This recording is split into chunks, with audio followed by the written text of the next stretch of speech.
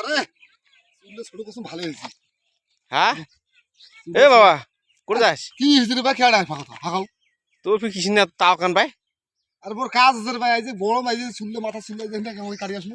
ওটা কি কাটিং দিছিস রে বাবু?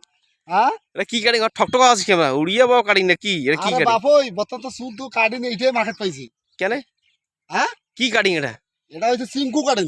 সিঙ্কু মানে? আর চিঙ্কু কাটিং বুঝুন না? এই যে না। এই মাথার চুলে এইভাবে কাটলে হ্যাঁ এটার নাম হচ্ছে চিঙ্কু কাটিং। ও বাপ ঠলটলিয়ে হয়ে গেছিস তুই। ঢুলিয়া এটা হচ্ছে চিঙ্কু। আর তুই সিঙ্কু কাটিং হ্যাঁ কত? আরে ফাঁকো তো ঘুরি বেড়াস তুই, কথা বুঝতেই হবে তো। হ্যাঁ এই বর্তমান দেখবো যে আশেপাশে যে ছেলেগুলো আছে, হুম। এই যে 8-20 ছেলেগুলা হুম। 12, 13, 14 বছর 15 বছর বয়স, হ্যাঁ এই ছেলেগুলো কি করে এই কারণ দেয়, এটার নাম হচ্ছে চিঙ্কু কাটিং।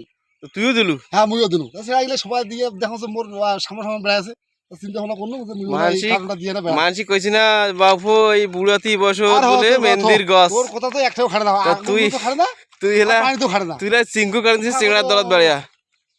এবার তুই কাজের কথা কোনো কমু যা যা যা যা না না, কাজের কথা কোনো তোর কমু তোর তো গরম না শুনতে যাবে যা। খাটা খাস ফাঁকে না কাজের লোক একবার খড়ে গেছে করে। কাজ নাই দুনিয়া না আউজো কইবে। আরে দাদা তুই খড়ে গেছিস যা কইছি চিঙ্কু কাটিং।